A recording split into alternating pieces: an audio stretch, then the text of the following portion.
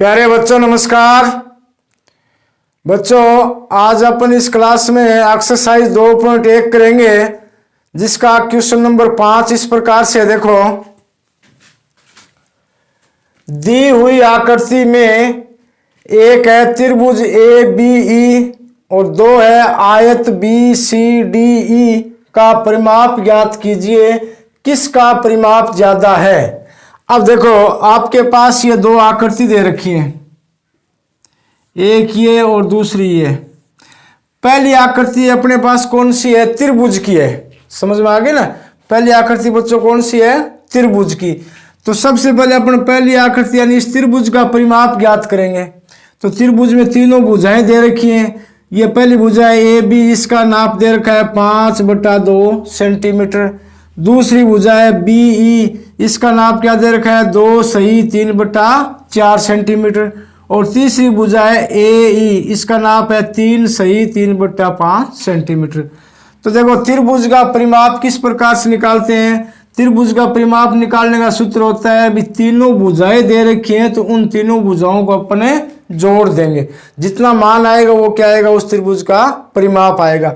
अब देखो परिमाप का मतलब क्या होता है। जैसे मान लो ये बिंदु ए है, अपन यहाँ से चलना स्टार्ट करेंगे, इस प्रकार से बी पे आ गए, बी के बाद में फिर ई पर गए और ई से वापिस से ए पर आ गए। यानी जहाँ से अपन चले थे घूम फिर के वापिस वहीं पर आ जाएंगे, यानी चारों तरफ एक राउंड हो जाएगा। उसको अपन क्या बोलते हैं? परिमाप बोलते हैं।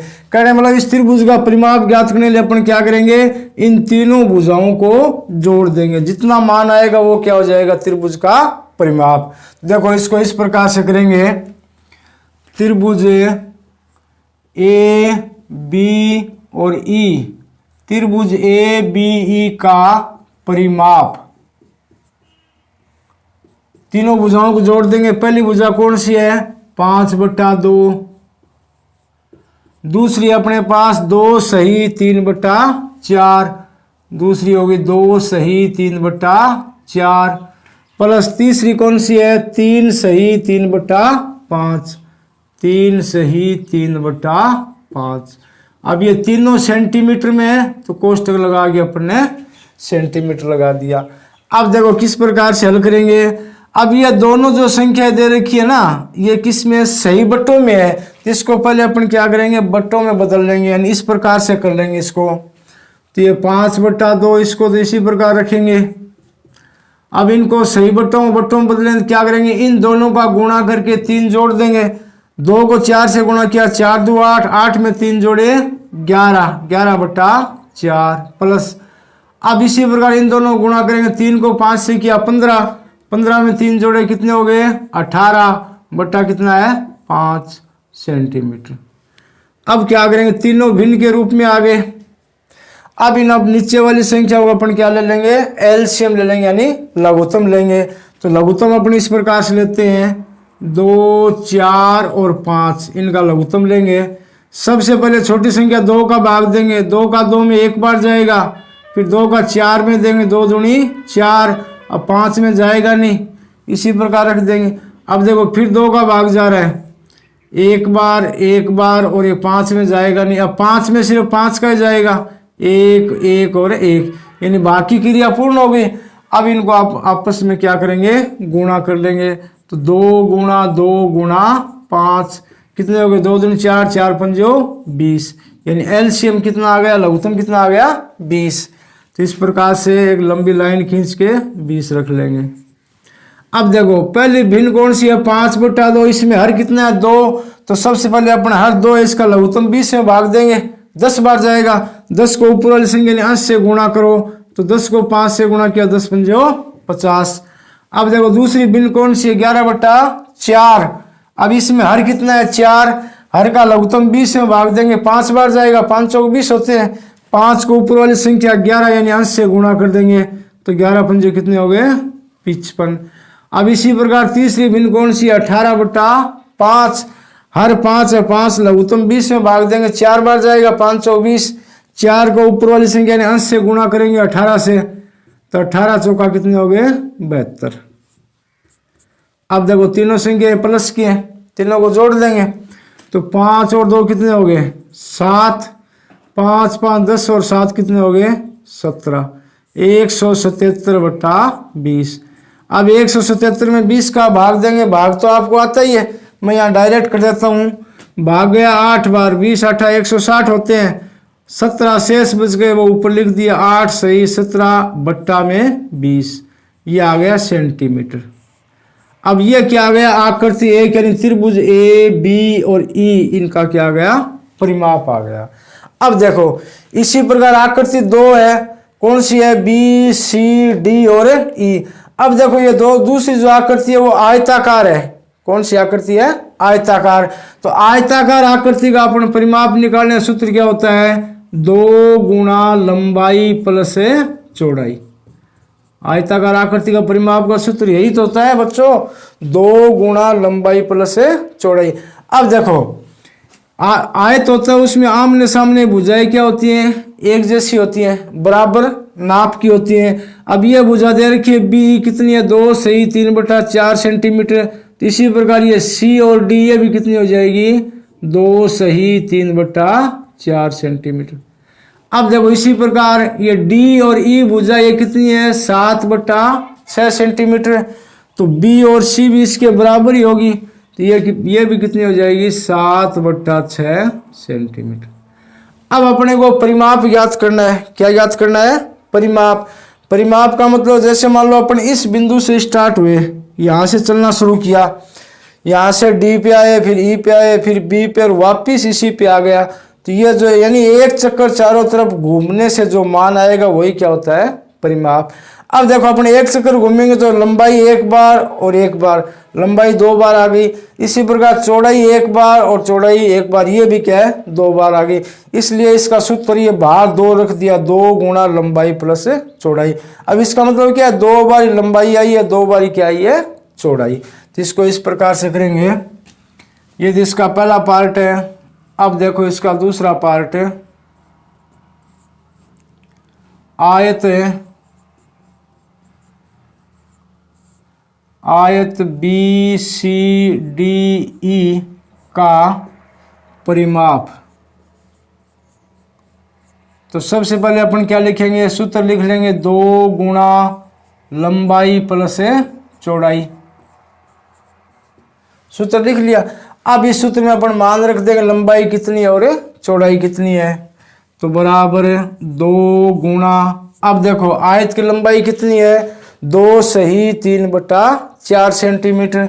तो लंबाई की जगह अपन क्या लिख देंगे, 2 सही 3/4 प्लस चौड़ाई कितनी है, चौड़ाई है 7/6। तो चौड़ाई की जगह अपन कितना लिख देंगे, 7/6 सेंटीमीटर।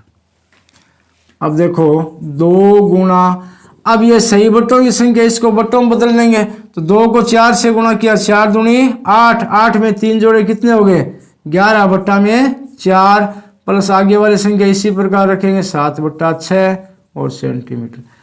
अब वापिस 4 और 6 का अपन क्या करेंगे, लघुत्तम ले लेंगे यानी एलसीएम ले लेंगे। 4 और 6 का कितना आएगा एलसीएम में, 2 गुणा 4 और 6 का आ जाएगा 12, कितना आएगा 12। तो पहला हर कौन सा है, 4, 4 का लघुत्तम 12 में भाग देंगे, 3 बार जाएगा, 3 को ऊपर वाली संख्या ने 80 से गुणा करेंगे, तो 11 3 कितने हो गए 33 प्लस।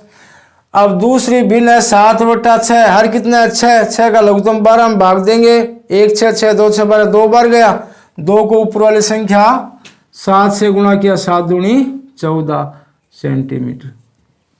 अब देखो ये कट रहा है, 1 2 2 और 6 2 12। अब इन दोनों को जोड़ दो, ये कितने हो गए 7 और 3 1 4, 47/6 सेंटीमीटर।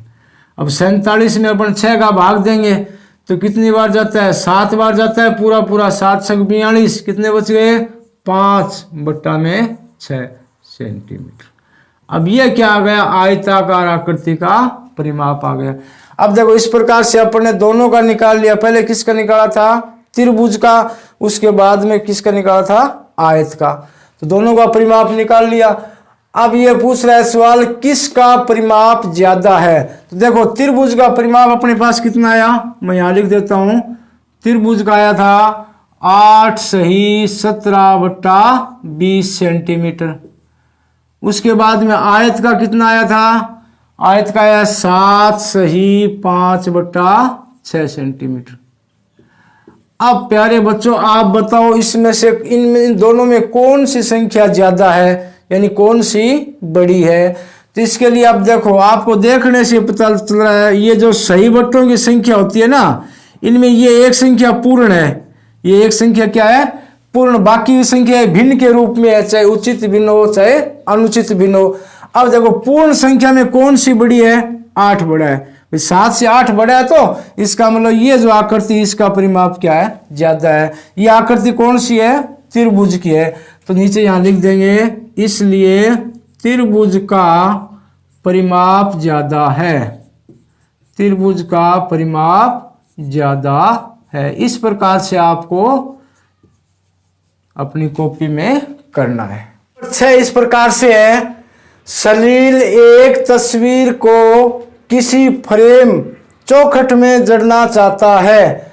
तस्वीर 7 सही 3/5 सेंटीमीटर चौड़ी है। चौखट में उचित रूप से जड़ने के लिए तस्वीर की चौड़ाई 7 सही 3/10 सेंटीमीटर से ज्यादा नहीं हो सकती। तस्वीर की कितनी काट छांट की जानी चाहिए। तो प्यारे बच्चों सबसे पहले आप सवाल को समझो। अपने पास सवाल है, उसमें एक तस्वीर है जिसकी चौड़ाई दे रखी है 7 सही 3/5 सेंटीमीटर। अब ये 7 सही 3/5 सेंटीमीटर क्या है, ये अपने पास तस्वीर है जिसकी चौड़ाई दे रखी है। समझ में आ गई ना। अब इस तस्वीर की इतनी चौड़ाई, यानी इस तस्वीर को अपने एक चौखट यानी फ्रेम में यानी कांच में लगाना चाहते हैं। तो उस कांच के लिए या उस फ्रेम के लिए तस्वीर की चौड़ाई की जरूरत कितनी, अपने को 7 सही 3/10 सेंटीमीटर की जरूरत है।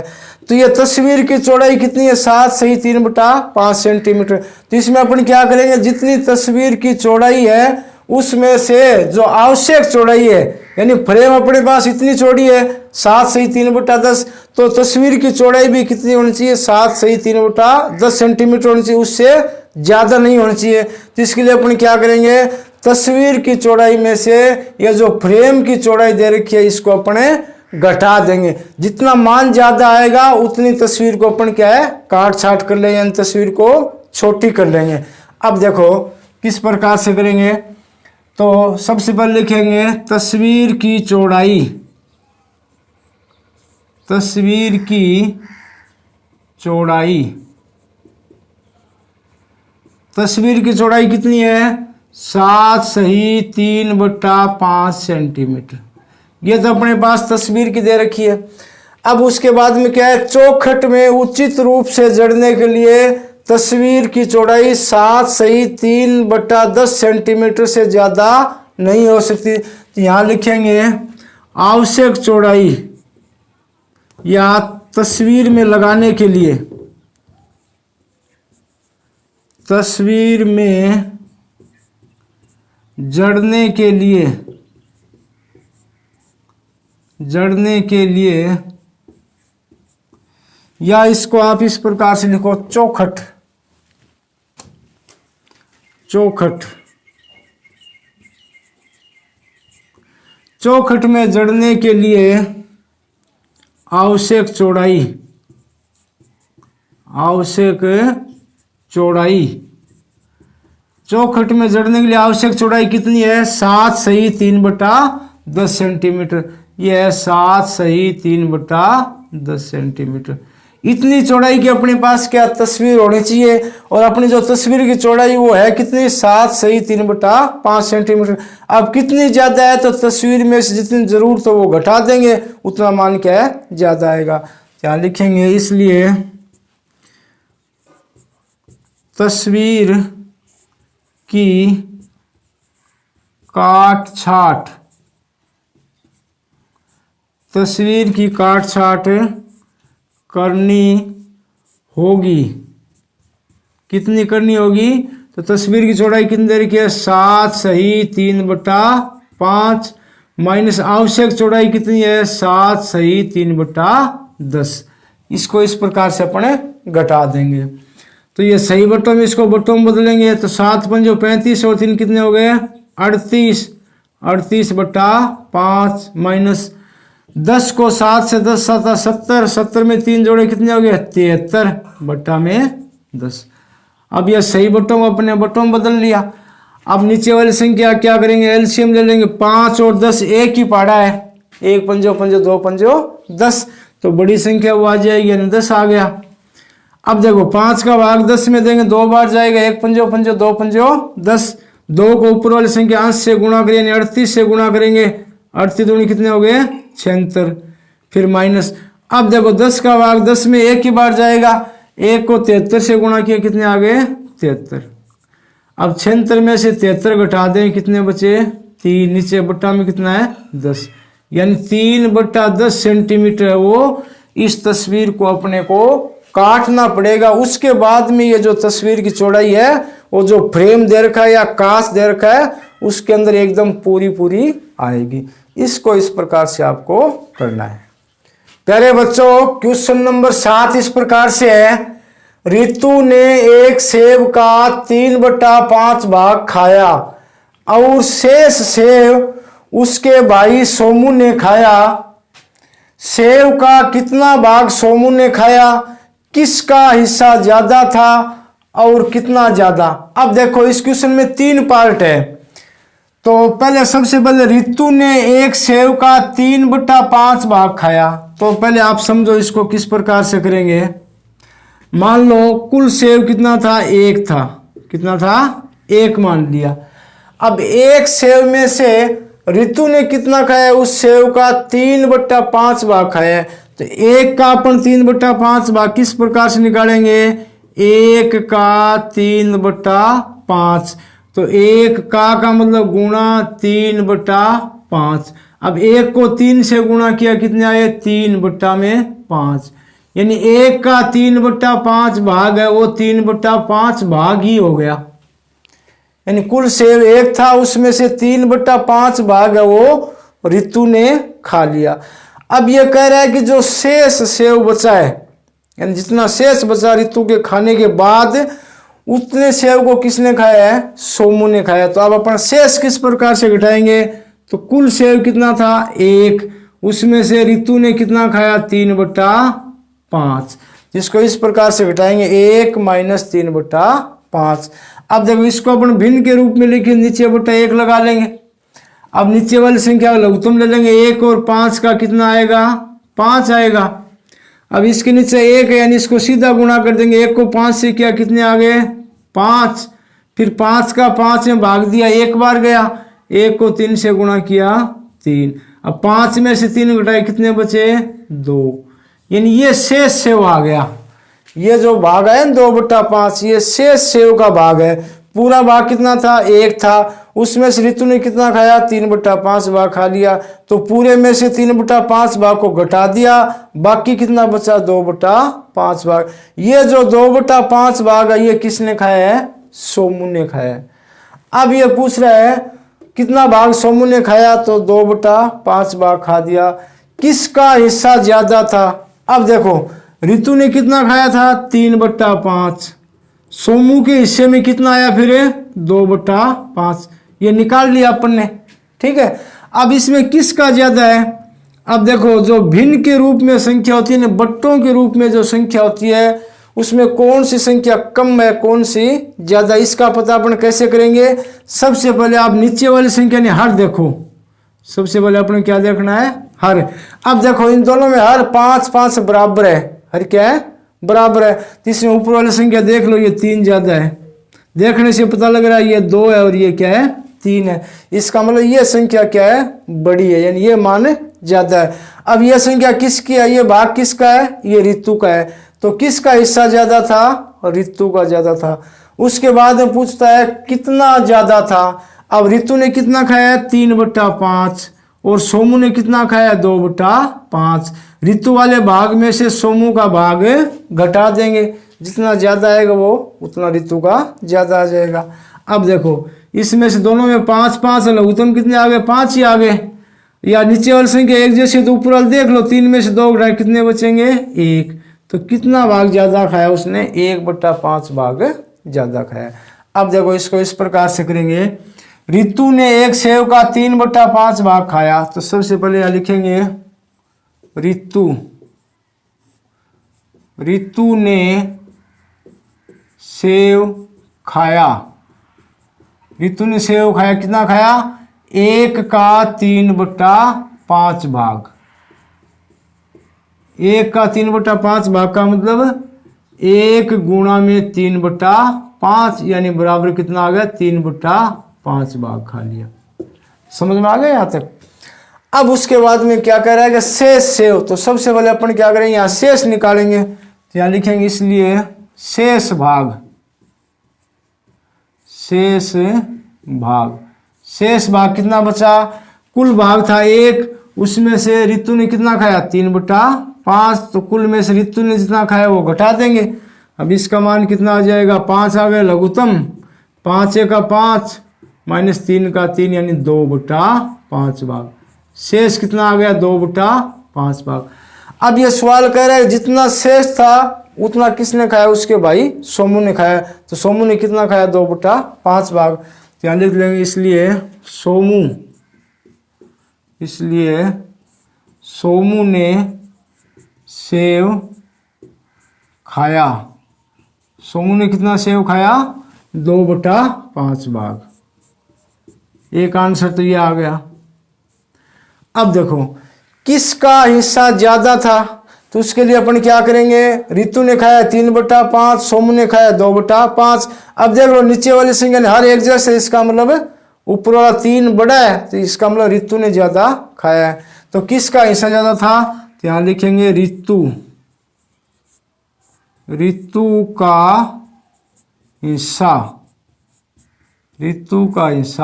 ज्यादा था। दूसरे पार्ट का उत्तर ये हो गया, रितु का हिस्सा ज्यादा था। अब तीसरा कह रहा है कितना ज्यादा था। अब वो ज्यादा निकाल रहे हैं, कितना ज्यादा था उसको अपन किस प्रकार से निकालेंगे। रितु ने कितना खाया? 3/5। उसके बाद सोमू ने कितना खाया? 2/5। अब नीचे वाली संख्या हर एक जैसे हैं, तो ऊपर 3 में से 2 घटा दें, कितना बचा? 1/5 भाग ज्यादा था। इस प्रकार से आपको करना है। क्वेश्चन नंबर 8 इस प्रकार से है, माइकल ने एक तस्वीर में रंग भरने का कार्य 7/12 घंटे में समाप्त किया। वैभव उसी तस्वीर में रंग भरने का कार्य 3/4 घंटे में समाप्त किया। किसने ज्यादा समय कार्य किया? यह समय कितना ज्यादा था? तो पहले इस सवाल को आप समझो।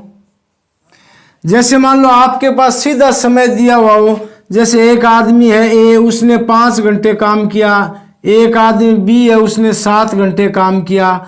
तो इसमें तो आप देखते ही बता दोगे भाई बी ने ज्यादा काम किया है। समझ में आ गई ना?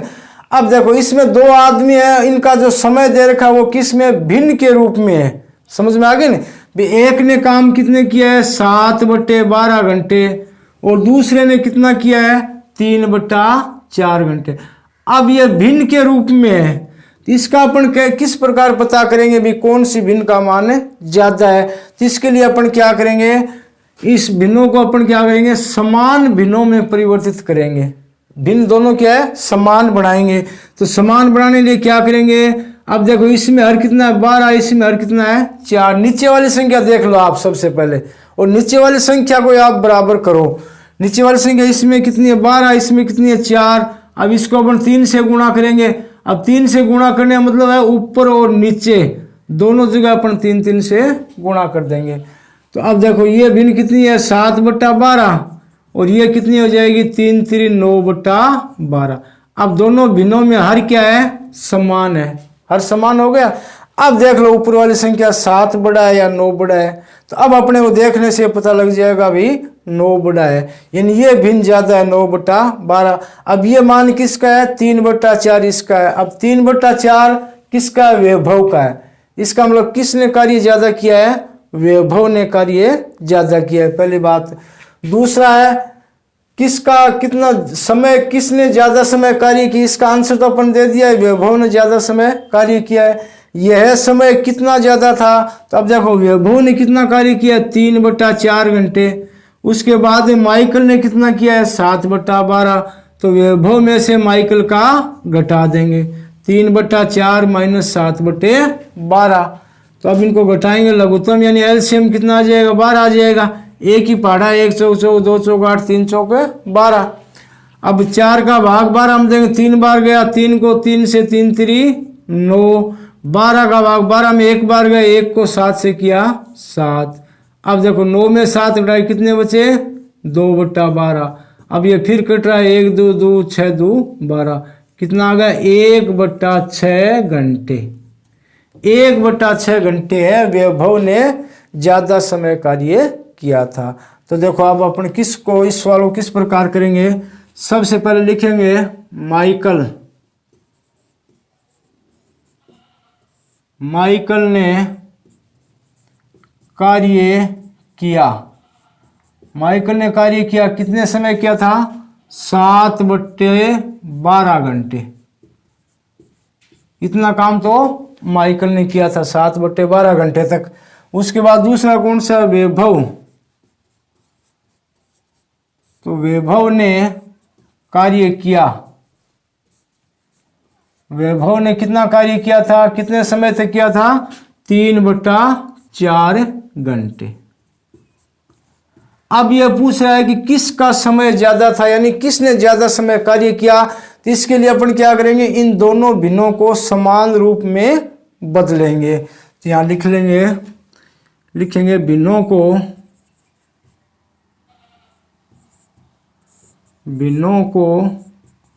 समान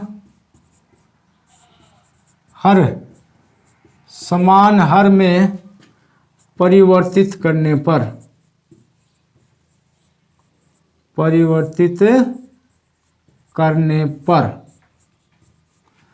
तो पहली भिन्न कौन सी है 7/12।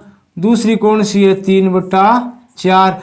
अब देखो इसमें हर कितना है 12 है। तो इस हर को अपन 12 कर लेंगे। तो 12 करने के लिए अपन क्या करेंगे 3 से गुणा करेंगे। जितना नीचे गुणा उतना ही फिर क्या है ऊपर करेंगे। तो अब देखो नई भिन्न अपने पास क्या आ जाएगी। ये तो 7/12 है ही और ये कितनी आ गई 3 3 9/4 3 12 9/12। अब देख लो दोनों भिन्नों में हर समान हो गए। ऊपर वाली संख्या है 9 बड़ी है 9 ज्यादा है। इसका मतलब इस भिन्न का मान ज्यादा हो गया। ये भिन्न किसकी है वैभव की है। तो किसने ज्यादा समय कार्य किया है वैभव ने किया है। तो यहाँ लिख देंगे इसलिए वैभव ने ज्यादा समय कार्य किया।